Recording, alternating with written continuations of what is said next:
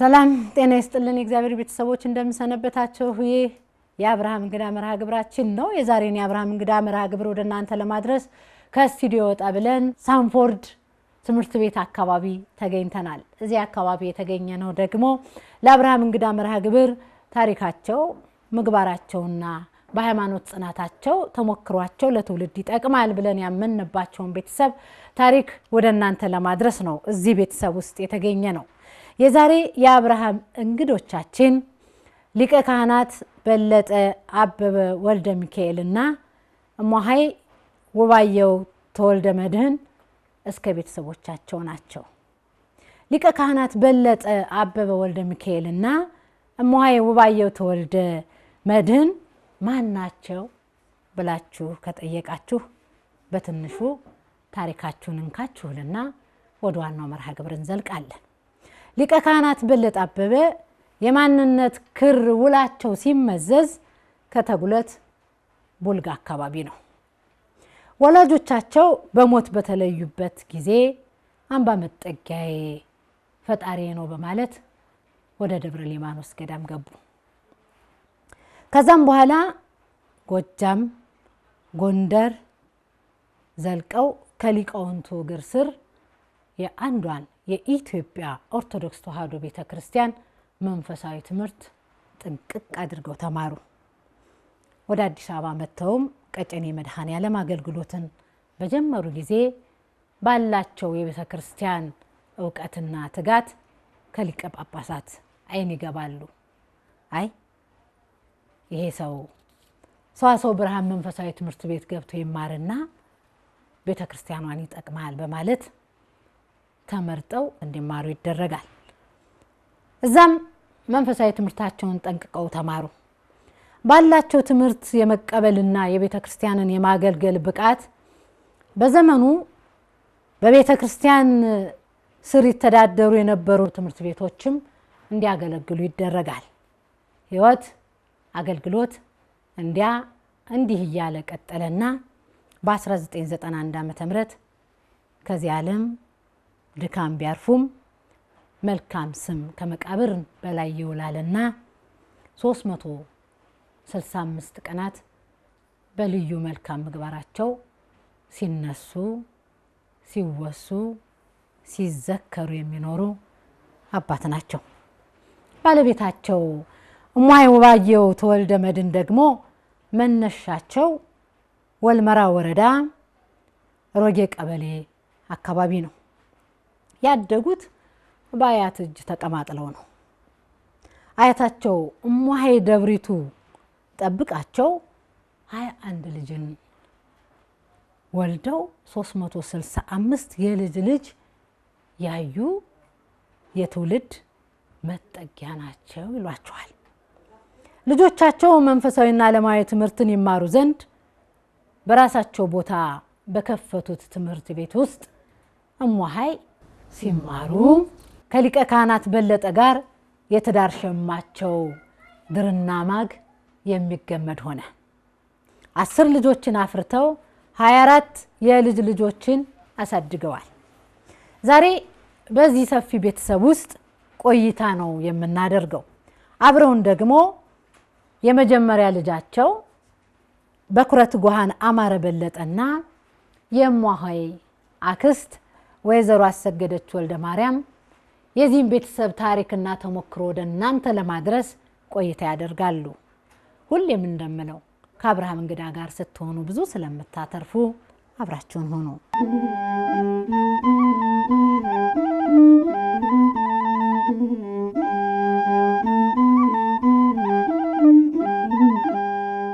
እንግዶቼ ታሪካችሁን ተሞክሯችሁን ለማካፈል በፍቅር ስለተቀበላችሁን እጅግ አድርጌ አመሰግናለሁ እግዚአብሔር ይስጥልኝ እንዴት ሰነበቱ እማዬ እግዚአብሔር ይመስገን ይበረታሉ ደህና ነኝ እግዚአብሔር ይመስገን ትንሽ እንግዲህ ወደ ልጅነት ጊዜ ልወስዶት ነው እሺ የልጅነት ጊዜውን እስቲ ትንሽ ያጫውቱኝ ስለ ቤተሰቦ በተለይ ደግሞ የወገን ዋርካ የነበሩትን እማሃይ ደብሪቱን ጠብቃቸውን አያቶንም እንዲያነሱልኝ ይፈልጋለሁ የልጅነት ጊዜ እናቴ በላይ ላይ ስትወልድ ልጄ ትጎዳለች ብለው ወሰዱኝ። የ3 ዓመት ልጅ ከእናትና ከአባቶ አዎ አያቶ ወሰዱ። አያቴ ወሰዱኝ። እሺ እስከምዳርበት ጊዜ ድረስ እሳቸው ናቸው አሳድገው ያስተማሩኝ። ቄስ ተቀጥሮ ነው ቤት ዳዊት የደገምኩት። ከዛም ወዲያ በእኔ በተቀጠረ አስተማሪ ልጆች እየመጡ ሲማሩ ይሄ ነገርማ ህዝቡ መማር አለበት ብለው ቤታቸውን ሰጥተው ለትምህርት ቤት ከፈቱ። በዛ ነው እሱ አስተማሪ ሆኖ እዛ ሲመጣ እኔ ተገናኝተን ለዚህ ደረጃ የደረስኩት። የተጋባችሁ ያን ጊዜ ስንት ዓመት ነበረ ሊቀ ካህናትን ሲያገቡ? 15 ልጅ ነዎት እኮ። ሁሉን ነገር ያውቁት ነበር እንደው ቤተሰብ አስተዳደሩን ምናምን? እኔ ምኑንም አላውቀው፣ ያው በሱ ኃይል ነው የኖርኩት እስካሁንም ድረስ። አሁንም ልጆቹ ተረክበው በልጆቹ ኃይል ነው እንጂ እኔ ምንም የማውቀው ነገር የኔ እናት እንግዲህ 21ኛ ልጅ ናቸው እሳቸው። 21ኛ ልጅ አክስቶት እናቴ ነች፣ የእናቴ እህት ነች። የእናቶት እህት። አዎ ማልቀስ ምናምን የለም ዛሬ ማመስገን ነው። እሺ ማየዬ፣ እሺ የኔ እናት አሁን ደገፍ በሉ። ሰወራውት ያወሩኛል። የእርስዎ እናት ነው ሞሃይን አሳድገው ለቁም ነገር ለትዳር ያበቁ። እንዴት አድርጋችሁ አሳደጋችኋቸው? ስለ እናትዎ ትንሽ አጫውቱኝ። በእግዚአብሔር ኃይል በእግዚአብሔር ስልጣን ወላዲተ አምላክ ቃል ኪዳን እድገታችን የካህን ቤት ነው። አባቴም ካህን ነበሩ፣ የአቡነ ማቴዎስ ዋና ተጠሪ ነበሩ። እናቴም በዘመኑ በወቅቱ እንደነበረው ባለው በዘመኑ አስተዳደር የአፄ ምኒልክ ቤተሰብ ነበሩ። የራስ መኮንን አባ ወልደሃና ይባላሉ። አያቴ የራስ መኮንን ባልደረባ አንድ ጋር ሆኖ ከምኒልክ ጋር ነው የኖሩት። እዛው ቤተ መንግስት ሲኖሩ አባቴ በህይወት ሲለዩ ከዚህ ዓለም እናቴ ምንድነው ማድረግ የምትፈልጉት? አባታችሁን እዛዜ የላቸውም፣ ምን እናርግ ብለን ብንላቸው እንደወደድሽ አርጊ፣ ልጆችሽ ናቸው፣ እኔ እዚህ መካከል አልገባም ብለው እንዲሁ ዘግተውት ሄዱ። እኔ ግን ምን እንዳደረግ ነው የምትፈልጉት አሉ። እኛ አባታችን ጥንትም አባታችን ከቤተ ክርስቲያን በስተቀር ሌላ የሚያውቁት ነገር የላቸውም። ጥንትም እናታችን ናቸው ቤቱን የሚመሩት፣ ቆራጭ ፈላጭ ሆነው እኛንም ያሳደጉት። ከዚህ ከ21 ልጅ አንድ ልጅ ብቻ ነው ያልተማረው፣ ሁሉንም አስተምረዋል። እሱም ያልተማረው እምቢ ብሏቸው እንደ ከብት በስልቻ እንደሚጫን እህል በአጋሰስ እየጫኑ ስንቁን ቤተ ክርስቲያን ድረስ እየወሰዱ እዛ በእግር ብረት እያሰሩ ተማር ብለው ቢሉት አሸነፋቸው። እምቢ አላቸው፣ አልማርም ብሎ እንዳውም ፊደሉን እንዲህ ሲያሳዩት እንዴ ይሄን ሁሉ እኔ ስንት ጊዜ ነው ቆጥሬ የምጨርሰው ብሎ አለ እየተባለ አገር ነበር የሚስቀው። አቃታቸው፣ ተውት እንጂ ሌላውን ሁሉንም እስከኔ ድረስ አስተምረዋል። ወንዶቹንም እግዚአብሔር ይመስገን፣ እግዚአብሔር በቸርነቱ ሁሉንም ለቁም ነገር አድርሶ ቁም ነገር ስፍራ ውሎ ጊዜያቸው ሲደርስ ሁሉንም ሰበሰበ። እኔ ብቻ ነኝ ያለሁት ከ21 ሁሉም ተጠርተው ሄደዋል ወደ ቤታቸው። እሷን ግን ከኔ ጋር አብረን ያደግን እንደ ታናሽ እህት እያዘልኩ ነው ያሳደግኳት። ትንሽ ነው የምበልጣት፣ እናቴ ናቸው ያሳደጓት። አባታችን ሲሞቱ ምን እናድርግ መታሰቢያቸውን ብለው ልጆቹ ተሰብስበው እናታቸውን ሲጠይቁ እኛም ማማ ምንም የምናውቀው ነገር የለም፣ ድሮም እርስዎ ነዎት፣ አሁንም እርስዎ ነዎት፣ እርስዎ የፈለገውን ነገር አድርጉ አሏቸው። ሲሏቸው ትምህርት ቤት ቢከፈትበት እኔ በብርታቴ በአህያም ጭኜ በበቅሎም አድርጌ በስጄ ጭብጦ እየጨበጥኩ በሶ እየቋጠርኩ አሳድጌ አስተምሬያለሁ። አገሩ ላይ ትምህርት ቤት የለም። ይሄ ሁሉ ህዝብ መሀይምን ነው። ስታዩት ከእናንተ በስተቀር በዚህ ሀገር ላይ ፊደል የቆጠረ ሰው የለም። አሁን ለዚህ ለህዝብ ምን ባረግለት ይሻል? ለወደዱትን ትምህርት ቤት ብሰጠው ቅር ይላቸዋል አለ። ማንም ቅር የሚለው የለም። ሁሉም ተስማሙ። አንዱ ብቻ ምጾም ቢያላቸው የቀረው ሁሉም ተሰበሰበ። ከፍተኛ ፍርድ ቤት ሄደው ታውጆ የራሳቸውን ድርሻ አሳውጀው ያው በህጉ መሰረት ለትምህርት ቤት ሰጡ። አንዱም ቢስላለ ግን የአባታችንን ተው ነው። አሁን እዛ ቦታ ላይ ትምህርት ቤት እንዲከፈት ነው የምፈልገው አሉና ትምህርት ቤት ተከፈተ። እግዚአብሔር ይመስገን፣ በእግዚአብሔር ኃይል በእግዚአብሔር ስልጣን አሁን ይሄው ትልቅ ደረጃ ድረስ ተደርሶ የአባ ወልደ ማርያም የማሆይ ደብሪቱ ትምህርት ቤት እየተባለ አገር ይማርበታል። ሲሰጡ እናቴ አባው ተማሪያም ወርቅነህ ነበሩ ያኔ ቤተ ክህነቱ እና ዩኒቨርሲቲ ደግሞ ነፍሳቸውን ይማር ስማቸው ጠፋኛል። በጣም መልካም ሰው ነበሩ።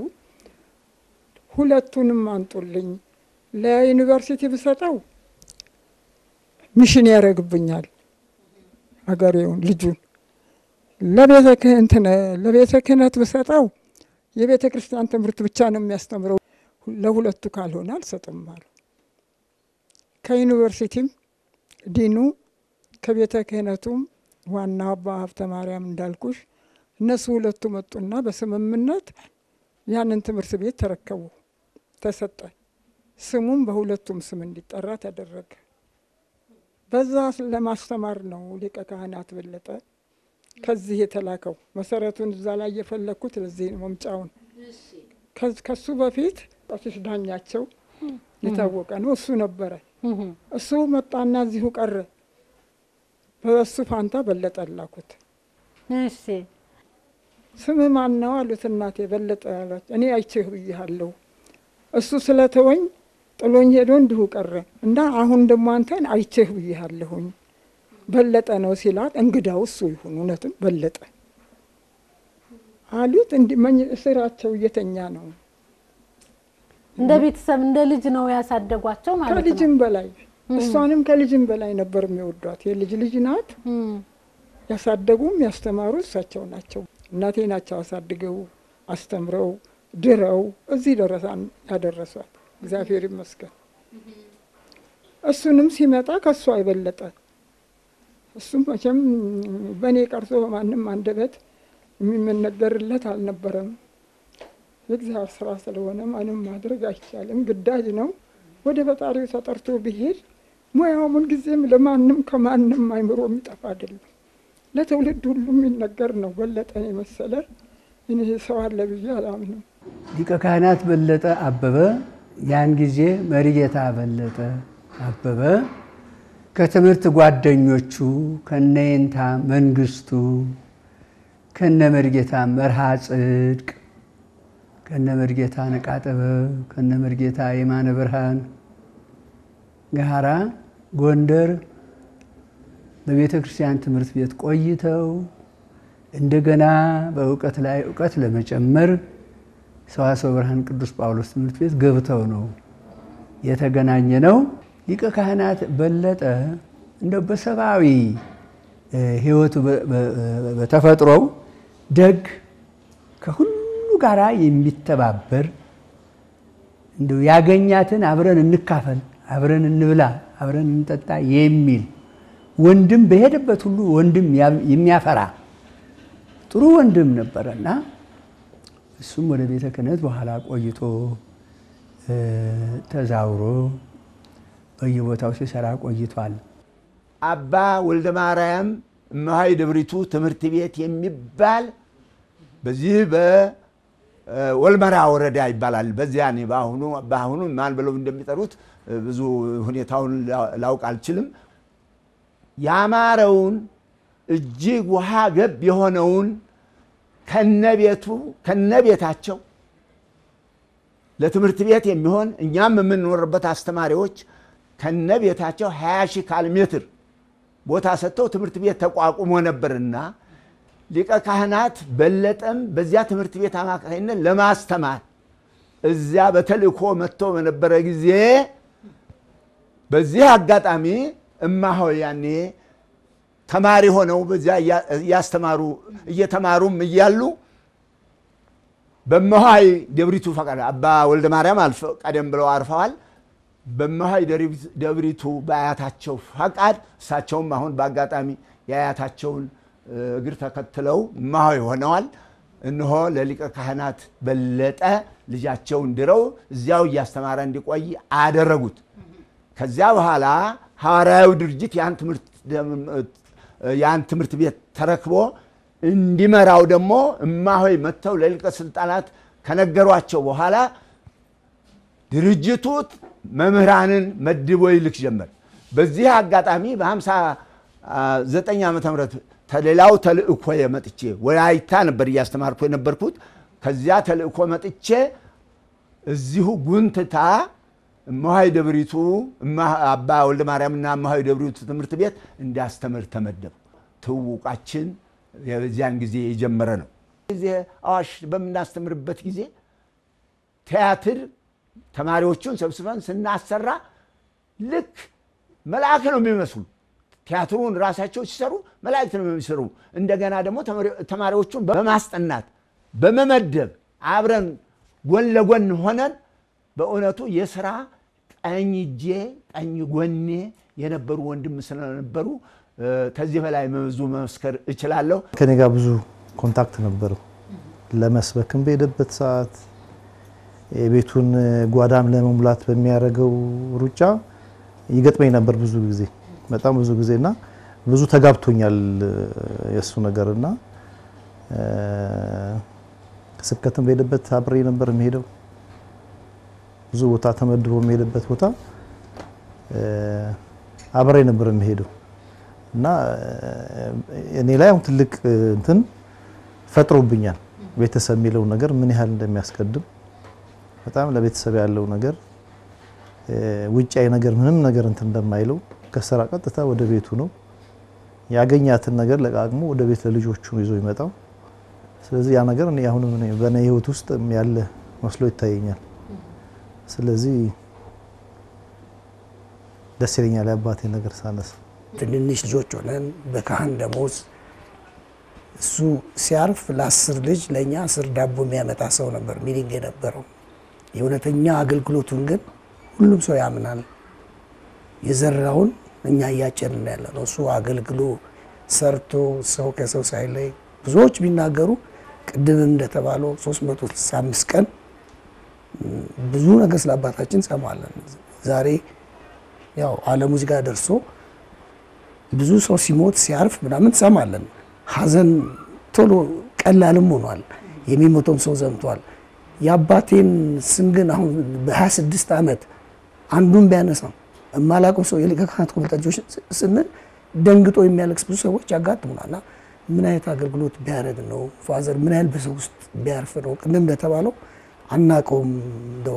ብዙ ነገሩን ብዙ የሰራባቸውን በተልኮ ሄዶ ያገለገለባቸውን ነገሮች እንደ አዲስ እንሰማለንና እግዚአብሔር እንግዲህ ከ26 ዓመት በኋላ ደግሞ ዛሬ ይሄ ቀኑ ሆኖ ስለ አባታችን እንጂ ቁጭ ብለን እኛም አድርገን እንዲህ ልናወራ መቻላችን እኔ በጣም ደስ ብሎኛል። መቼም የኢትዮጵያውያን እናቶች ልጆቻቸው በቁጥር እንዲጠየቁም እንዲገለጡም አይፈልጉም። ግን መቼም ልጆች እንዴት አሳደጉ ሲባል ለዚህኛው ትውልድ ደግሞ አሪያ ስለሚሆኑን ቤተሰቡ 10 ልጅ ነው ሙሆዬ እንግዲህ ያፈሩት። የመጀመሪያ ልጅ እርስዎ ኖት። እስቲ እንዳው ስለ አባቶም ስለ እናቶም ታሪካቸውን እስቲ ትንሽ ያጫውቱኝ። አባቴ ከሞተ እንግዲህ ወደ 26 ዓመት ሆኖታል። በ1991 ነው ያረፈው። በመጀመሪያ መግለጫችን ላይ እንደተናገርሽው አባታችንን ከኔ ጀምሮ እናውቃለን ብዬ በሙሉ አፍ መናገር አልችልም። ያወቅኑ ከሞተ በኋላ ነው። 365 ቀን የመጣው በተለይ አሁን በጋራ በምንሰራበት የዚህ ጃጃው ማተሚያ ቤትና ቢሮ ውስጥ ብዙ ሰዎች ይመጣሉ ለማሰራት። በየቀኑ ይነሳል፣ ይተረካል፣ አዳዲስ ስለሱ እንሰማለን እና አባቴም በደንብ አላቀውም እኔ ሴንስ እንደው ምግባሩ ምን ሲሰራ እንደሚውል እኛን ለማሳደግ እንዴት እንደሚታታር እኛን እርግጥ ለእግዚአብሔር የፈጠረው አምላክ ልጆቹንም የሰጠውን ለሱ ሰጥቷልና በዛ በረከት እንደሚያሳድግ ያምናል። ጽኑ እምነት ያለው አባት ነው። ግን ክርስቲያናዊ ተጋድሎ በጣም ከፍተኛ ስለሆነ በረከቱ ይኸው እስከዛሬ ደርሶ ይሄ 10 ልጅ 24 አፍርቷል። ሁላችንም ጋብቻ የተፈጸመው በቤታችን ከሱ ሞት ከሱ ልፈተ ህይወት በኋላ ነው። ቅድም እንደተባለው የሱ አባቱ ካሰላ ወይ ደግሞ ቦሩ ገብርኤል ከሚባሉ ዞሮ መሰረታቸው እነዛም አያቱም ቅድመ አያቱም ተጉለት ቡልጋ ነው። ከዛ በነበረው ራስ አበበን ተከትለው ነው ወደዛ በነበረው ጦርነት የሶማሌ ጦርነት ወደዛ ሲሄዱ ሲያቀኑ በዛው አካባቢ ሰፍሮ የቀሩት እና በዛውም ቤተክርስቲያን ተክለው ቦሩ ገብርኤልን አያት ልጅ ወንድም ምናምን በጋራ አንድ ላይ ሆኖ የቀደሱበት ቤተክርስቲያን ነው ቦሩ ገብርኤል ማለት እና እኚህ ሰው የኔ አያት ማታቸው እሱ አባት የት ነው ልጅ ያለው ብሎ መተው ሞሃይ ደብሪት ጠብቃቸው ጋር በሚያዩበት ጊዜ ነው ትዳር ላይ ትዳሩን ሲያዩ አማረብህ እኔ ተወልጄ ማለት ነው መተው ልጅ አማረብህ አሁን ያማረብህ በሚል ነው አማረ በለጠ ስያሜው ተሰጠ ባጭሩ ነው ማለት ነውና አዲስ በለጠ ሁለተኛው ልጅ ነው እሱም እንደዚሁ እዛው በእኚሁ በማሆይ ደብሪት ጠብቃቸው ቦታ በእናቴ በባየው ወይ ደግሞ በማሆይ ወለተ መድህን እናትና አባት ግቢ ደግሞ አዲስ ቦታ ተሰጥቶት አባቴ አዲስ ቤት እዛው ቀልሶ አሁንም እኚሁ አያቴ የሱ አባት መመሪያ አበበ ወልደ ሚካኤል ይመጣሉ አዲስ ቤት ውስጥ ነው አዲስ የተወለደው አዲስ ቤት ትዳሩ በመሰረቱ አማረ እንደገና ደግሞ ቤት ተሰርቶ በጣ አዲስ ተባለ እንደዛና ከዛ ያለ የነብዩ ትንሽ ለየት ስለሚል እማይ መናገር ይችላል አወዛጋቢ ስም ነበር የነበረውና ሶስተኛ ወንድ ነው ነብዩ በወቅቱ ያው ሶስት ኮከብ በሚለው እንደ ሻምበልም ብሎ ይሰየማል ይሄ ሰው ሻምበል ቢሆንስ ወደፊት ምን ሊሆን ነው ሶስት ኮከቤም ተባለ ኮከቤም ተብሏል ስለዚህ መጨረሻ ላይ ይሄ ሁሉ ያው ስም የተለያየ አባቴ ብዙ ጓደኞች አሉት የቤተክርስቲያን ጓደኞቹ ሰፊ ዕውቀት ያላቸው ስምን ተርጉሞ ተሻጋሪ ትሉ ተሻጋሪ የሚሆን ስም ያወጡ መጽሐፍ ቅዱሳዊ ስም ለማውጣት ቅርብ የሆኑ ጓደኞች ናቸው ያሉትና ነብይ ተባለ ነብዩ እንደ ስሙ ነብይ ነው ነብዩ እንግዲህ ወደ በኋላ በደም እናወሳዋለን የእንዳንዱን ተግባር እንዳይረሱት የነብዩን ነገር እስቲ እዚሁ ላይ እናንሳው ነብዩ ለምንድን ነው የተባለው ጓደኛው ህልማየለትና እሺ በለጠ እንደዚህ ያለ ህልማየው አለው ያንን ህልም ፈታለት አሁን ወዲያው እሱ ሲወለድ አንተ እኮ ነብይ ነህ ልጁን ነብዩ በልልኝ አለው በዛ የተነሳ ነብዩ ተባለ እሱ አባቱ ሻምበል ነበር ያለው እግዚአብሔር በጥበቡ ሶስት ኮከብ አደረገልኝ ሻምበል ሆኛለሁ አለ ሶስት ወንድ ልጅ መደዳ አይደለም አንተ ነብይ ነህ የምትናገረው ሁሉ ቃልህ ከባድ ነውና ነብይ በልልኝ ነብዩ ነው መባል ያለበት ሲለው እሺ ብሎ ነብዩ አለው መርጌታ ነው ያወጣለት ነቃ ጥበብ ደግሞ ወርቅ ናቸው ልጆቹ እርሱ ራሱ ወርቅ ነው ቆንጆ ነው ትሟዬ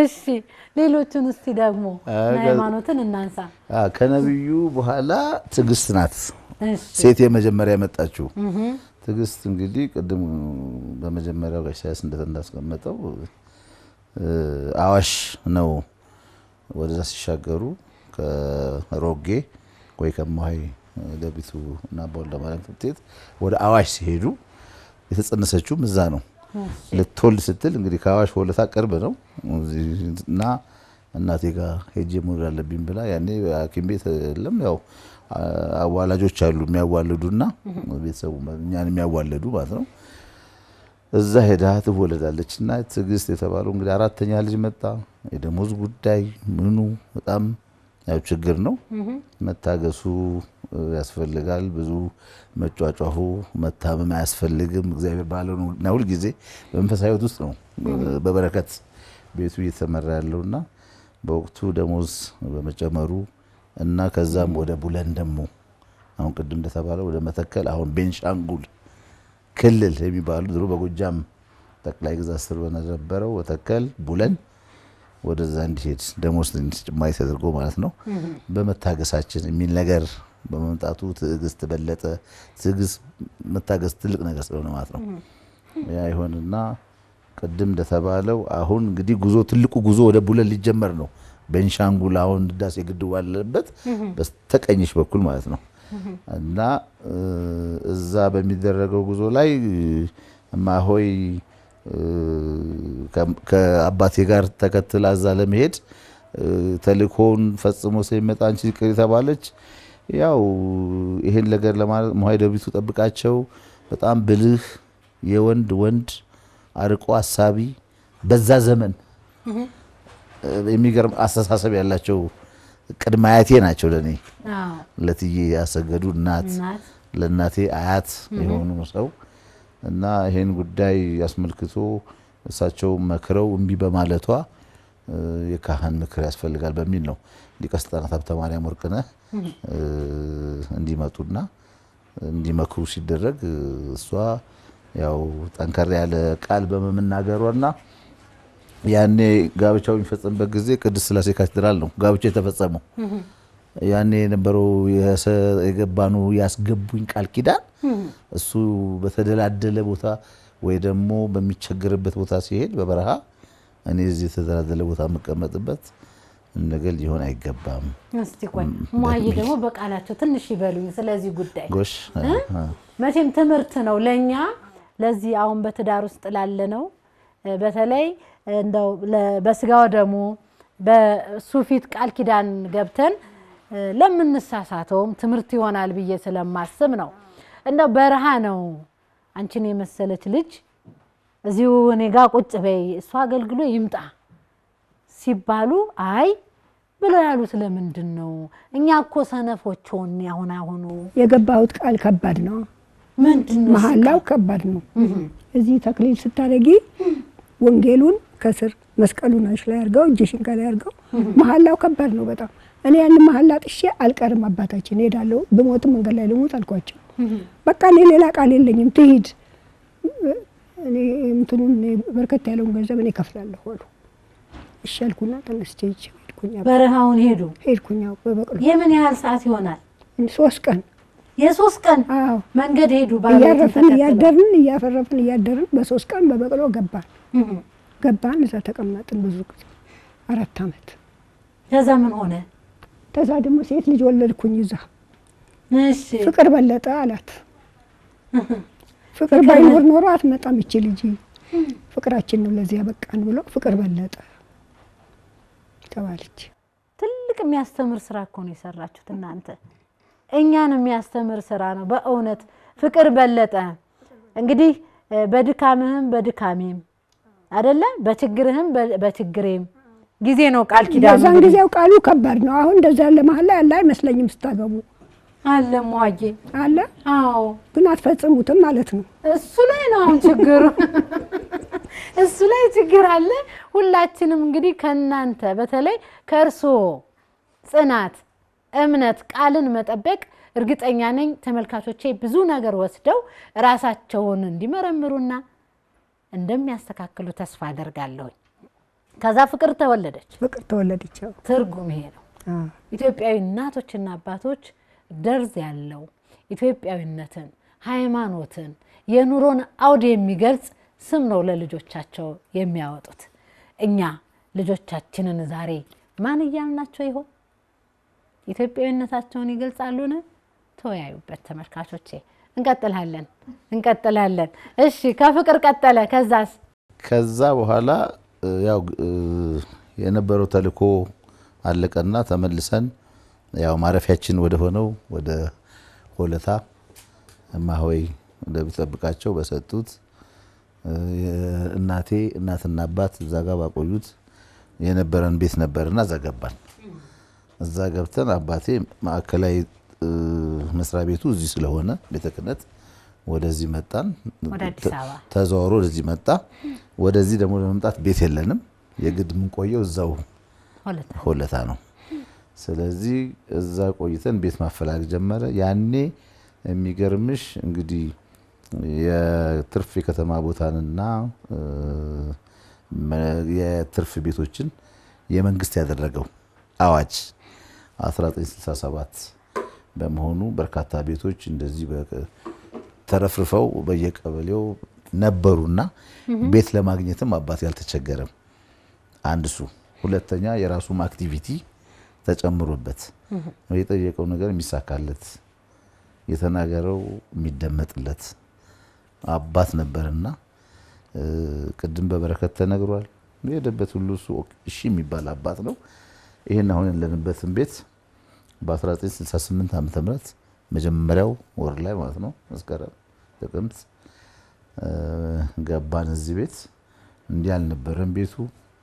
ባይዘወይ በዚህ አጋጣሚ ቤቱ ይሄኛው የሚቀጥለው ሶስቱ መደዳው ነው ያለው ቤት ነፍሳቸውን ማርና ያጋፋሪ ማሞ ወልደ ኪሮስ የሚባሉ በህይወት የሉም የሳቸው ቤት ነው። በወቅቱ ምርጫ ስለነበር የምትፈጁ ቤት መርጠሽ ነው ሌላውን ተመርጦ ነው የሚገባው። እሳቸው አሁን የነበሩበትን ቤት መረጡ። ሁለቱን ያው መንግስት ወረሰ። እኛ እዚህ ቤት ገባ። እንዲህ አልነበረም ቤቱ። ያው በጣም ትልቅ ዛፍ የበዛበት ጫካ ፍጹም ጫካ። አሁን እሷ እንዴት እዚህ ቤት ታስገባናለህ? እንደው ትልቅ ቤት ነበር በጣምና እንዴት የሚል እንትን ነበራት። ቅሬታ ነበራት። ትልቅ ቤቱና በጣም ትልቅ ነው፣ ጫካ ነው። እሷ የኖረችው በሰው ተከባው ነው ተከባን የኖረችውና እንዴት ሊኮን ነው የሚል ነገር ስጋት ነበራት። ተይ ቆይ እስቲ አንቺ እንኑር እስቲ ነው በሚል ተኖረበት። ከዛ 1969 የቤቱ ስድስተኛ ልጅ አንድነት በለጠ ተወለደ። አንድነት እንግዲህ የተባለው የሱም ምክንያት አንድ በመሆን ብዙ ነገር ማሸነፍ ይቻላል፣ ማስወገድ ይቻላል የሚለውን በወቅቱ የነበረውን የፖለቲካል ሁኔታ በተለይ በንጉሱ አፄ ኃይለ ሥላሴ የተወገዱበት ምክንያት ተማሪውም ወታደሩም ሁሉም አመፀ። እኚህ ታላቅ አባት ሊወገዱ ችለዋል። አንድነት ሰው ለካስ አንድ በመሆን ብዙ ነገር ማድረግ ይቻላል። የተፈራን የተከበረን ነገር ታስወግጃለሽ አንድ ስትሆኚ በሚለው ብልህ በወቅቱ ታሪኩን አውዱን ለመግለጽና ለማስታወስ አንድነት ታነሽ ያን ወቅት ታነሻለሽ ታስታውሻለሽና አንድነት በለጠ ተባለ። እዚሁ አካባቢ እንግዲህ ፋዘር ማህበራዊ ህይወት በጣም በእጅጉ ያው ካህን አይደል ወንጌላዊ እና አካባቢው ህብረተሰብ ላይ በአንድ ጊዜ ብዙ አመት የቆየ እስኪመስል ድረስ በቀበሌ በመመረጥ በፍርድ ሸንጎ አገልግሎት በማበርከት ያን የምትመረጪው እንደዚህ በካርድ በመላለም ልክ እንደተሰብሰበሽ እጅሽን አውጥተሽ እንደዚህ የምትመርጪውና ተመረጠ።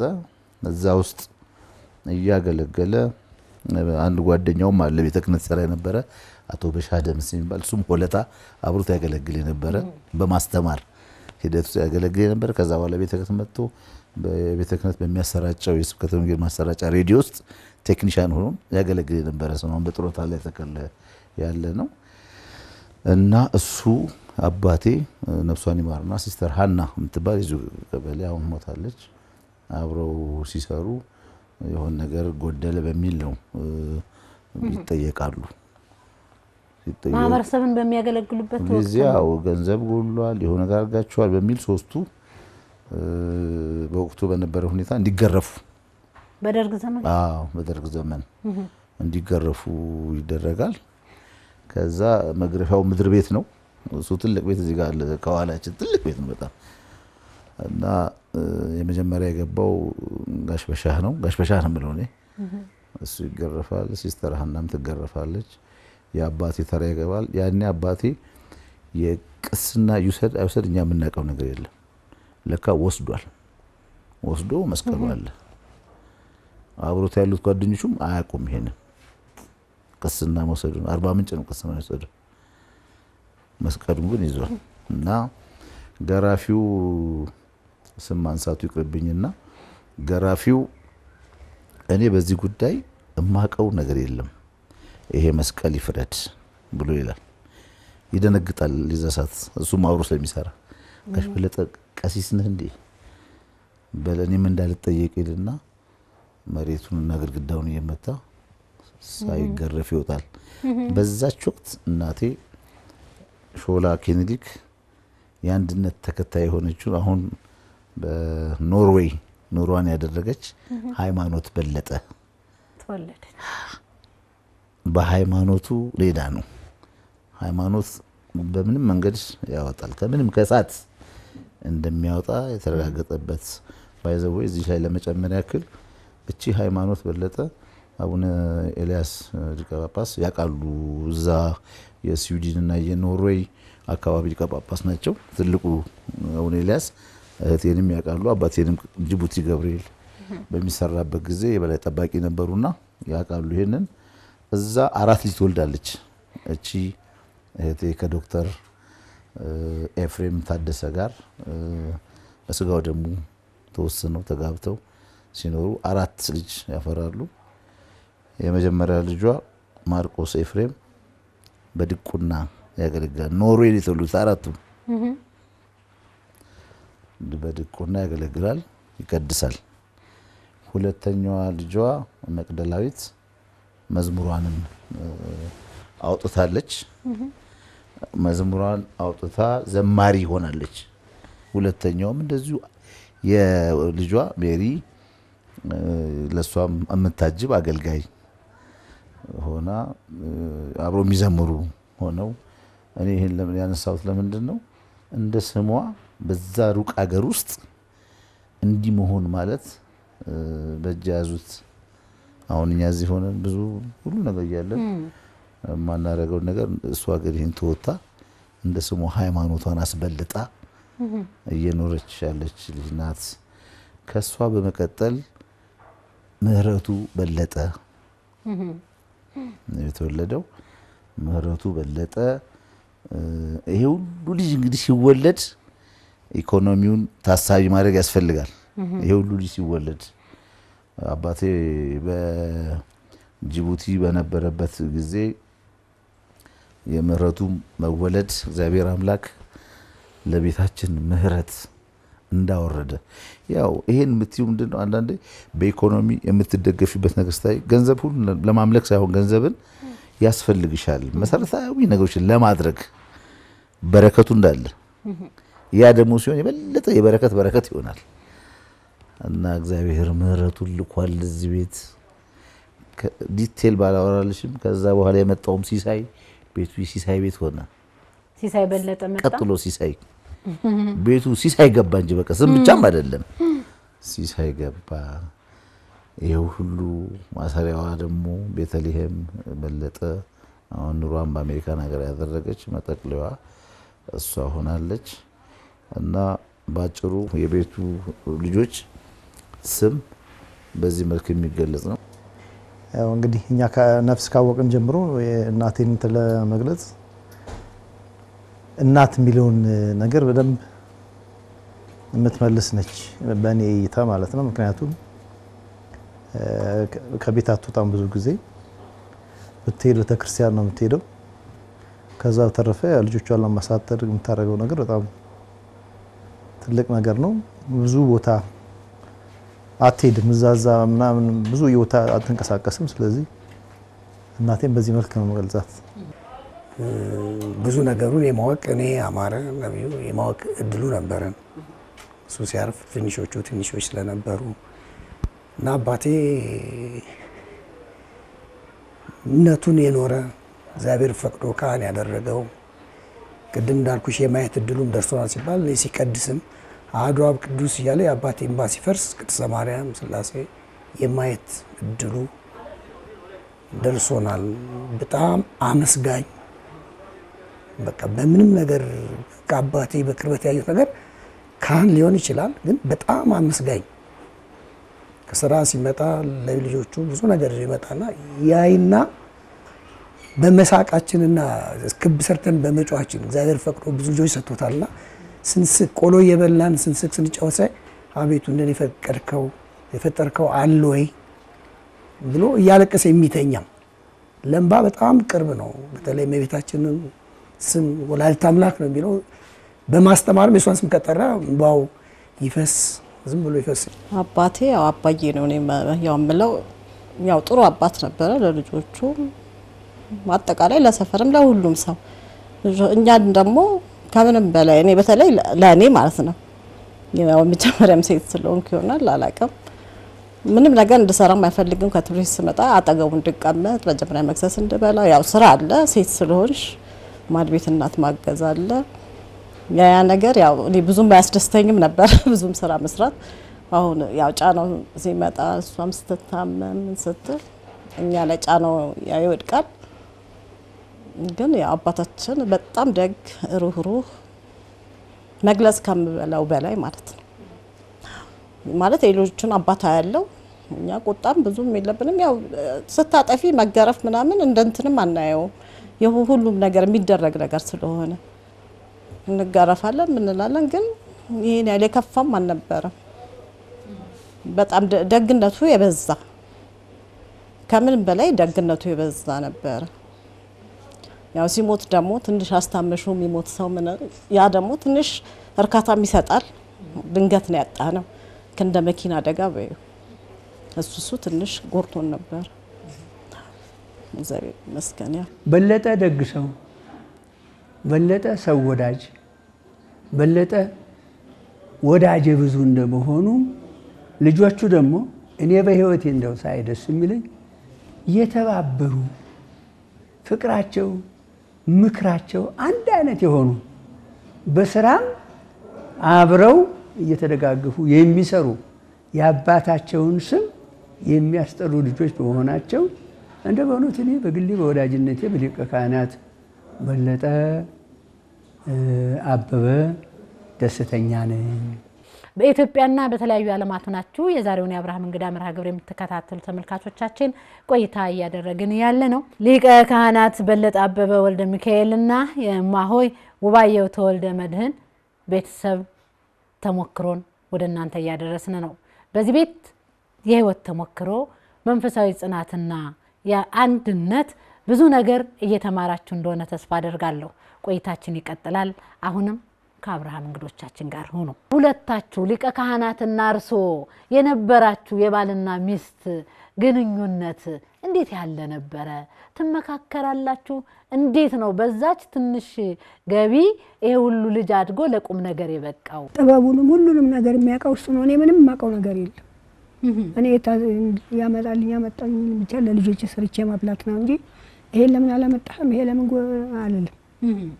እግዚአብሔር የተመሰገነ። ገበያም እኮ ሄደው አያውቁም። እኔ ገበያ ምን እንደሆነ አላውቅም። ሱቅም አላውቅም እንኳን ገበያ። በቃ ሊቀ ካህናት ነው ሁሉን ነገር ገዝተው የሚመጡ። ሁሉን ነገር ገዝተው ያመጣ ሰርቼ ልጆቼን አሳድጋለሁ። እስቲ እንዴት አይነት ባል ናቸው? እስቲ እናት ነው እንጂ ምን ባል ነው እሱ? እናት እንኳን ትሳለቻለች፣ ሲበዛ እናትም ትሳለቻለች። እሱ ከእናት በላይ ነው፣ ከእናት በላይ ነው። እንታረቂዋለሽ ምስክሩ ልጆቹ ናቸው።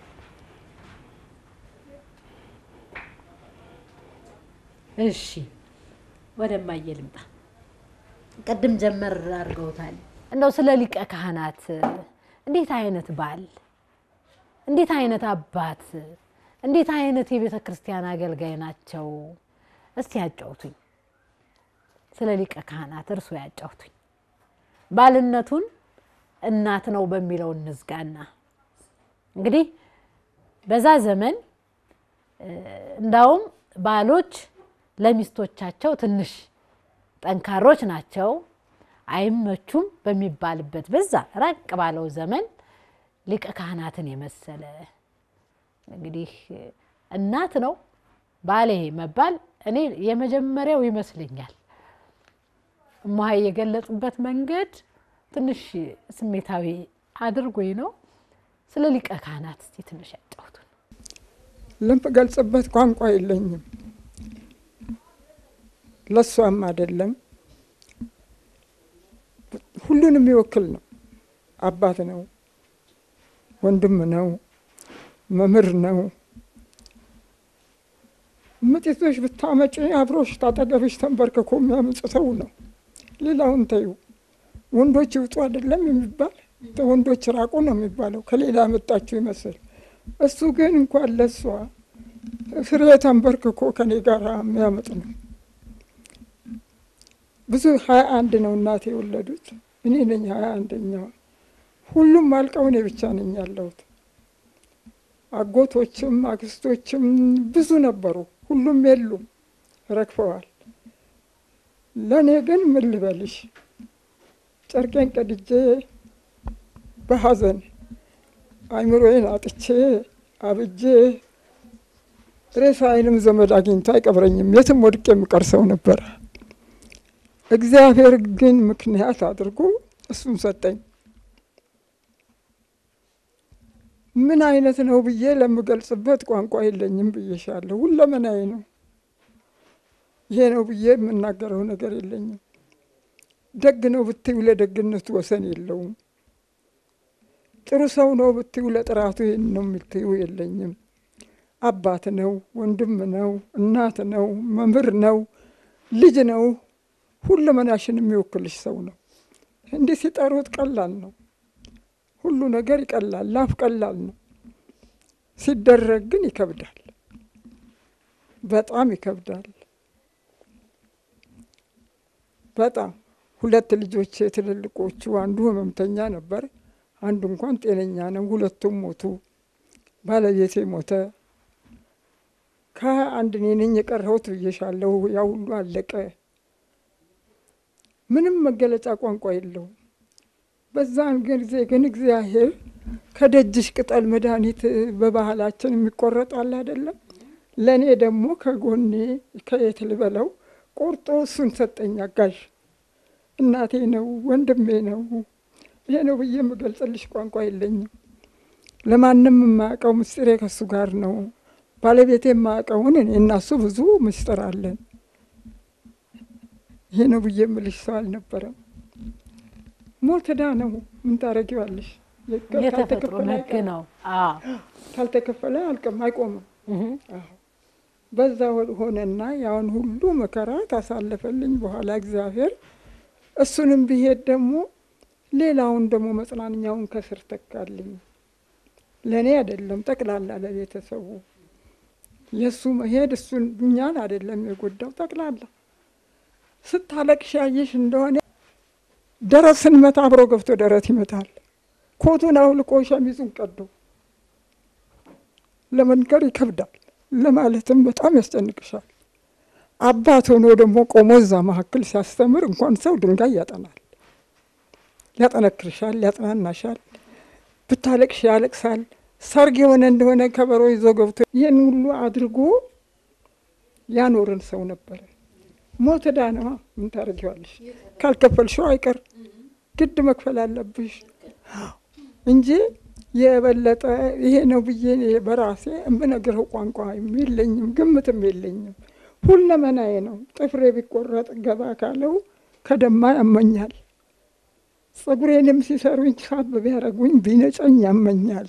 የማይሰማሽ ቦታ የለም አካላትሽ ላይ። ለእኔ እንደዛ ነበረ። የታመሙ ቤተሰቦችን ሁሉ የመጎብኘት አገልግሎት ነበረው። ያበረታታል፣ ያጽናናል።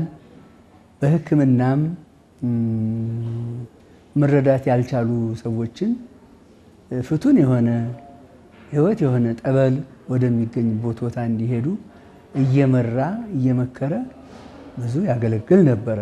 እንደው በጋብቻ ስርዓትም ውስጥ ሁሉ በለጠ አበበ ያለበት ደማቅ ነው የሚሆነው። ሁሉ ነገር ይደምቅለታል።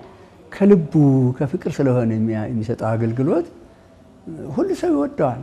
ሁለታችንም እኔም ከዋሽ ወንድማችንም ሊቀ ካህናት በለጠ ከቡለን ወደ ዋናው መስሪያ ቤት ተመድበን የሬዲዮ ፕሮግራም ዝግጅት በሬዲዮ ፕሮግራም በማዘጋጀት ወንጌል በመስበክ ቤተክርስቲያን በማህበራዊ ኑሮ ያላትን ሁሉ በመግለጽ ከማስታውሳቸው ፕሮግራሞች ወጣቶች በቤተክርስቲያን ሊቀ ካህናት በለጠ የሚጽፏቸው በሬዲዮ የሚያስተላልፏቸው መልእክቶች ነበር፣ ትዝ ይለኛል። ብዙ በተለያየ መልክ እና ቤተክርስቲያንን በዚህ ሁኔታ እያገለገለ የኖረ ወንድም ነው። ከዚህ ውጭ ደግሞ በቤተክርስቲያን አስተምሮ ራበኝ ጠማኝ ሳይል ትራንስፖርት ሳይል ያኔ ሁላችንም እንደዚህ ሁሉ እንደ ዛሬ ጥቅማ ጥቅም የሚፈለግበት ዘመን አልነበረም። ያኔ ለቤተክርስቲያን የሚባልበት ዘመን ነው። አዎ ይሄ ተመችቶኛ ይሄ ምን ብሎኛል የሚባልበት ዘመን አልነበረም።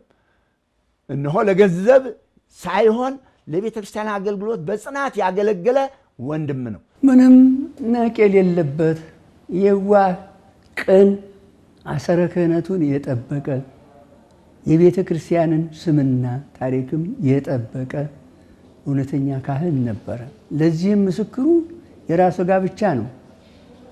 ግራ ቀኝ የሌለበት በአንድ በሕግ ተወስኖ በሕጉ ጸንቶ እነኚህን እሱን በመልክም በስነ ምግባርም የመሰሉ ልጆች ማፍራት እንደገና ደግሞ እሱ ቀደም ብሎ ቢሄድም የኑሮ ጓደኛው የህግ ባለቤቱ እስከ ምንኩስና ስርዓት ደርሰው ልጆቻቸውን እየደገፉ እየመከሩ እዚህ መድረስ የራሱ ታላቅ ምሳሌነት ነው እና ይሄ ጋብቻው ራሱ የሱ አሰረ ክህነቱን መጠበቁ ራሱ ለወጣቶች ጥሩ ምሳሌነት ያለው ነው። የራሱ በቂ ምሳሌ ነው ብዬ አስባለሁ። ሸንኮራ ዮሐንስ ሄዶ ካየ በኋላ ያስተዋወቀውና ከሌሎች ወንድሞች ጋር ያስተዋወቀው በጋዜጣ እየጻፈ በቃል በየቤተ ክርስቲያኑ እየሰበከ ተአምራቱን እየገለጸ በቃሉ እያለቀሰ ጭምር እንባው ይወርዳል እኮ በእርግጠኛ ልናገር ካለ እንባው ሳያስበው ይወርዳል። በዚህ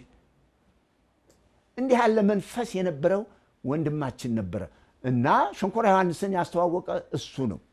ከዚህ እንደገና ደግሞ ጅቡቲ ብፁዕ አቡነ ኤልያስ አሁን በዚያው በስዊድን ያሉት በአሜሪካም ብዙ አብያተ ክርስቲያናትን ያገለገሉ አባት ናቸው። በሳቸው አማካይነት ጅቡቲ ገብርኤል ሲመሰረት ሄዶ ምን ያህል ዘመን እንደሆነ ቤተሰቡ በደንብ ያውቃሉ። እዚያ ሲያገለግልና ህይወቱን በዚያ በረሃ የሰዋ ነው። ከዚያ መልስ ደግሞ በቤተ ክርስቲያን አስተዳዳሪነት ዞሮ ቤተ ክርስቲያንን በማስተማር ብዙ በረከት ያተረፈ ወንድማችን ነው። ህይወቱ ያለፈ ቀን እንኳ ልጆቹ ያውቃሉ፣ ቤተሰቡ ያውቃሉ። ቦሌ መድኃኔዓለም ሲያስተምር ብሎ ማታ ነው ህይወቱ ያለፈ። እስከ ሞቱ ድረስ ቤተ ክርስቲያን ያገለገለ ነው። በምን አይነት ስነ ምግባር አንጽው አሳደጓችሁ?